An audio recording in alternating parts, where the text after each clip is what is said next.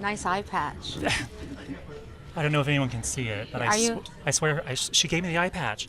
We're Madame Xing together. You smell lovely. Thank you. Is it some sort of MDNA scent? It's called Portrait of a Lady. Really? I know. A girl can dream. Let's talk about tonight. Mm-hmm. You just finished performing Medellin Yes. with Maluma. Yes. Maluma baby. Crazy, fantastic, high-tech performance. Thank you. When yeah. did you start planning and prepping for this? Many months ago. Like a year ago. No, it wasn't a year ago, but it was a long time ago because the technology had to be explained to me and I couldn't figure it out. I kept saying, no, wait a minute, let's get this straight. And there were options. Mm-hmm. So, there's augmented reality, there's virtual reality, there's combinations of the two, but they take a lot of time and preparation and filming and so much. How long were you in rehearsals specifically for this? To get all the dance moves down and? Well, rehearsals for the personas on the green screen, a couple of weeks, and then rehearsals for the actual performance by myself without Maluma, a couple of weeks, and then with Maluma, about a week. Yeah. Okay. And Medellin is the first sort of taste of new music from the Madame X album. That is correct. I feel like there's more tastes coming before the main course. Am I correct in thinking that? There are. We're going to give you a little smorgasbord of a series of appetizers. Delights, some appetizers from around the world, yes. Amazing. Mm-hmm. There's a Sway Lee track. Yes. Crave, yeah. Why did you want to work with Sway Lee? Because I think he's really talented. Of course. He is. I think he's a very good writer. I think he's a great singer. And he's so cute. Cute's important. Cute's important. Yeah, he has good energy. What was special about the track, and how did the track come to you? Was it a collaboration between the two of you No, I writing wrote the song with Stara. Okay. And it was something that I'd written when I first started putting the record together, and then I kind of put it on the back burner when I started working with all the musicians I was working with in Lisbon. And then I went back to wait, let me revisit all the first songs I wrote, and then I listened to Crave. And I thought I need to sing with a man on this song because it's a song about desire and longing, desire and longing. I liked the tone of his voice, so I asked him to be on it with me. So it started off sort of as a solo song, and then you thought I need a male voice on here, a counterpart. Yeah. Was it hard for you to kind of narrow down the number of songs that you had going into the album, or did you kind of go into there with a concept of here are the specific tracks I want? No, I had no idea how many songs I was going to end up with. I just knew the record was born in Lisbon, and originally I worked with a lot of Portuguese musicians and sang several songs in Portuguese, and then it kind of expanded to different countries, to Brazil, to Colombia, and then intersperse, working with Mirwes, the French producer. Yes. So the song it's really a global album. Yeah. So. Do you sort of consider it like a concept album in a way? Because the Madame X personas. I don't really know what that means. Well, in the sense of there's all these different personas. The equestrian and the teacher. But they're all extensions of me, anyways, because I do all those things. Right. I believe it or not, I do clean my house, so I consider myself a housekeeper. Really? And I ride horses, and I love it. And I can teach you how to do the cha-cha if you want. I might fall over. It's saying that I am all these things, but also.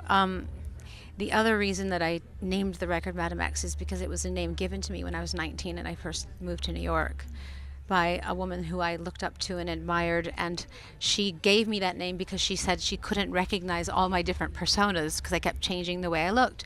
So, and that was in the beginning of my career when I didn't think about who I should be or what I should be. I was experimenting. And so I felt like I had come full circle and gave the record that name because I'm in the same frame of mind. Does that make sense? Yeah. Who was the woman that gave you the name? Martha Graham. Good Lord. The great Martha Graham. You went to her dance? Do you know? I danced in her school. Yeah. She was alive when I studied there, and I danced in Pearl Lang, who was one of her proteges' dance companies. You eventually met Martha Graham in person at some point later. Yes, I did, and we met. She was mad at me, then she gave me the name Madame X, and then years later when I was successful, she asked me to give her an award. And we traded stories about those days when I was a bad girl. You're working with Mirwes on the album. He produced many Medellin. of the tracks. Yes. He produced other tracks as well. Yeah. What was it like going back and revisiting working with him after kind of a little bit? It was nice. It was refreshing because he's a real deep thinking, philosophical, existentialist intellectual, Yeah. and he likes to argue and debate. But do you like that in the pontificate. studio when you're writing? I and do working? actually, Okay. because it provokes thought, which is rare these days, and and then it gives you ideas for songs, and then you dig deep and you start to learn about characters. Like I have a song on the record called "Dark Ballet," which, believe it or not, is inspired by Joan of Arc. So when we were writing the song, we started doing all this research on Joan of Arc that I never knew about, and I mean I learned things about her that I didn't know about beyond the broad strokes that everybody knows. Right. So things like that come up. Then we start studying filmmakers or philosophers or, quantum physics or you name it. This So totally translates to pop music, right? it does, It does. eventually. Eventually. Yes. So somewhere in that pop music is deep metaphysical thinking. I'm assuming there's going to be a tour, maybe at some point. You're probably not allowed to say anything right now. It's been spoken about Okay. in such a deep way Okay. that I'm actually having production meetings. Okay. Yes. So it's probably happening. Yes. May I make a request? For a song that you want me to perform? Just to consider. Just a teeny one, a tiny one. A tiny one. What are you missing from the repertoire? Okay, so you've had 38 top 10 hits on the Billboard Hot 100 chart. That is a record. I'd like to have more. We can work on that. You don't like me anymore. Lady, come on now. Man. You're my queen. Well, prove it. Well, I can't just make you do something on the charts. You can do whatever you want. Hey, okay, let's get You're back. wearing a patch. True, the patch can do everything. Yes. Back to my question, though. Yes. 38 top 10 hits, but you haven't performed 3 of them live yet. What? I'll remember. This used to be my playground, and Rescue Me.